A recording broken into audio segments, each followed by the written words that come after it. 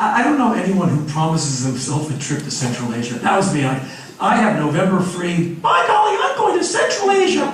And I spent a month backpacking through Central Asia, which was fascinating. What Genghis Khan's Mongols didn't level, Stalin ruined the rest. Those people are so screwed up, and they're wonderful, but they're so traumatized in that they have all these cultures. Some of them, they're like the duck-billed platypus of people of the planet.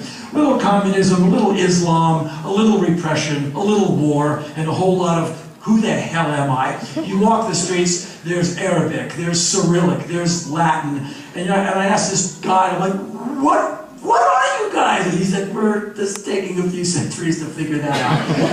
And it's a good lesson on how long trauma lasts. Like when you screw up someone, it almost jumps into someone's DNA. Like after World War II, people came out of that pretty warped, and that a lot of bodies dead is going to affect how you live for the rest of your life. And then when you have a kid, somehow that kid has a little bit of what you had. And there's a great reason never to have a war, to have arguments that never go to fisticuffs. And if you have kids, if you yell at them too hard, well, they'll find punk rock. But they'll hate you forever, so you have to be careful. And so I know I'm keeping you too long, but I go all over the world and I travel as far and as wide as I can, so I can keep never losing my I hate the word faith, but my confidence in the state of humanity. I come from a country where for centuries people have had this wrong information drilled into their head. You have the Ku Klux Klan. You use racial epithets. You go on the internet and you call the two wonderful daughters of President Barack Obama characters from the latest production of Planet of the Apes.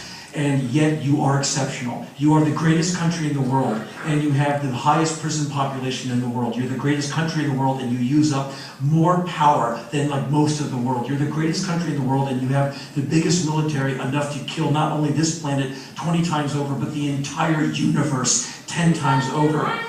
Thank you. But you're exceptional. You're the best.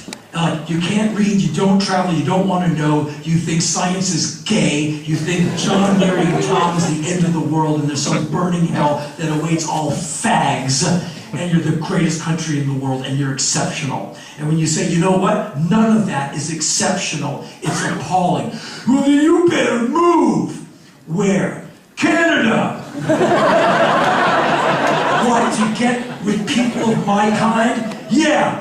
Book reading, traveling, scientifically inclined people who don't want to murder? Home. Well, yeah, you pussy! Oh, what, because I'm not man enough to hang around in this slaughterhouse, polluted world of mediocrity that you've made over, at least since the Reagan administration? Yeah? Huh. I hate you! Okay, whatever. And so if I think about my fellow Americans like that too long, I will become Canadian, I will become Irish, I will move to Australia. Something will happen. But thankfully, I keep meeting people all the time all over the world, including in all the countries that my last president, the one who couldn't talk good, remember that guy with that weird relationship? Oh, good. Iranians, terrorizers, terrorizers. Smoke out of their cave. They smoke with them in their cave. I should smoke out with some Iranians in their cave. I'm a moron. I don't want to know. I don't travel. I don't know stuff. Start fake wars, kill people.